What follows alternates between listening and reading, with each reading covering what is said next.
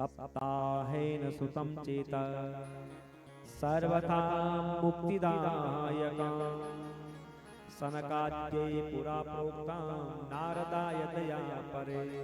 सोनक जी, सप्ताह विधि से अगर इस कथा को श्रद्धा पूर्वक सुना जाए, भक्ति के साथ सुना जाए, सावधान होकर के सुना जाए तो निश्चय ही फल देता है। पूर्व काल में यही कथा नारद जी ने भी सुनी थी सनकादि ऋषियों के मुखार बिंद से। सोनक जी की बात को सुनकर के, सूत जी की बात को सुनकर के सोनक जी ने कहा, संसारिक प्रपंचों से दूर आत्मा में ही रमण करने वाले, हर समय घूमने वाले घुमक्कड़ बाबा ने ये कथा कैसे सुनी? 7 दिन एक स्थान पर बैठ कर, और क्या आवश्यकता पड़ी नारद जी को ये कथा सुनने की? उनके हृदय में तो भगवान है, उनके हृदय में तो परमात्मा है।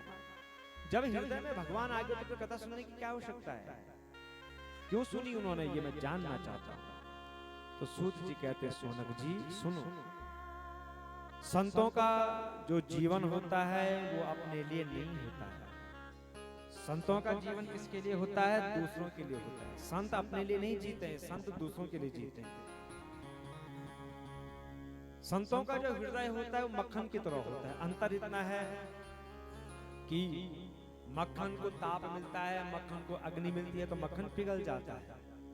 और संत को अगर किसी का दुख मिल गया, संत ने देखा कि ये भैया बहुत दुखी है, तो संत वहीं पर पिघल जाते हैं। इसलिए संत हृदय नवनीत समाना, संत हृदय नवनीत समाना, संत हृदय नवनीत समाना, संत हृदय नवनीत समाना।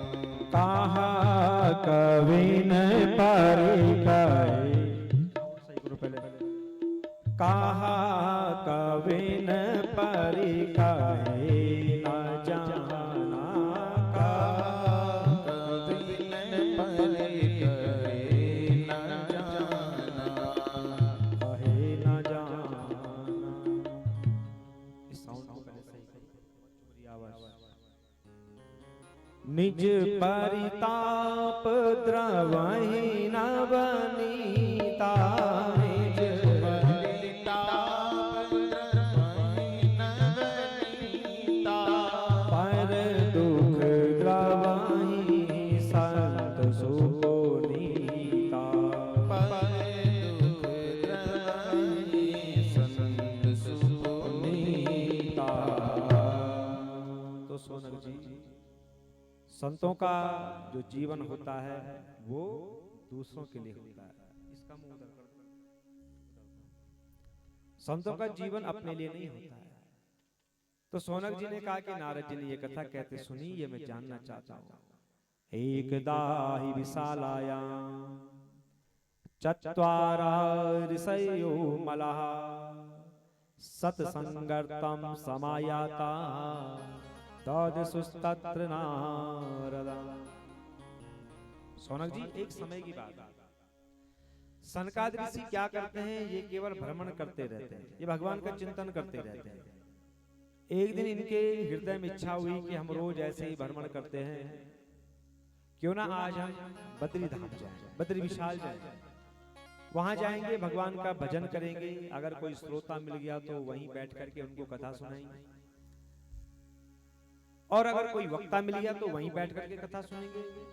तो सनक, सनंदन, सनातन और सनत कुमार, ये 4 भाई ब्रह्मा जी के मानस पुत्र हैं। ये निकल पड़े सीधे कहां? बद्रिकाश्रम। जैसे ही बद्रिकाश्रम पहुंचते हैं, बोलो बद्री विशाल भगवान की जय। जैसे ही बद्री वन में पहुंचे तो दृष्टि पड़ी नारद जी पर। बड़े प्रसन्न हो गए चारों भाई, अरे आज तो आनंद आ गया, आज हम बाबा से ही कथा सुनेंगे, श्री नारद जी के मुखार बिंद से ही कथा सुनेंगे। जैसे ही चारों भाई जाते हैं नारद जी के पास, जैसे समीप पहुंचे देखा तो नारद जी उदास बैठे हुए हैं, मुख मलिन है। तो पूछते हैं नारद जी से, कथम ब्रह्मन् दीन मुखा कुतश्चिंतातुरो भवान्, त्वरितं गम्यते कुत्र कुतश्चागमनं तव। ओ महात्मा जी, कहां से आ रहे हो? हृदय की गति बड़ी तीव्र बढ़ रही है आपकी। कहां से आ रहे हो? कौन सी चिंता सता रही है? कौन सा दुख आपको सता रहा है? हमें बताइए। आपका मुख तो ऐसा लग रहा है कि मलिन हो रखा है, उदास हो रखे हैं आप। क्या हो गया आपको? इदानीं शून्यचित्तोऽसि गतवित्तो यथा जनः तवेदं मुक्तसंगस्य नोचितं वद कारणं। नोचितं, आपके लिए ये उचित नहीं है। अरे महात्मा, इस समय तो आप उस साधारण पुरुष के समान लग रहे हैं जिसका सामान कोई चोरी कर लेता है। आप ऐसे साधारण मनुष्य के समान लग रहे हैं।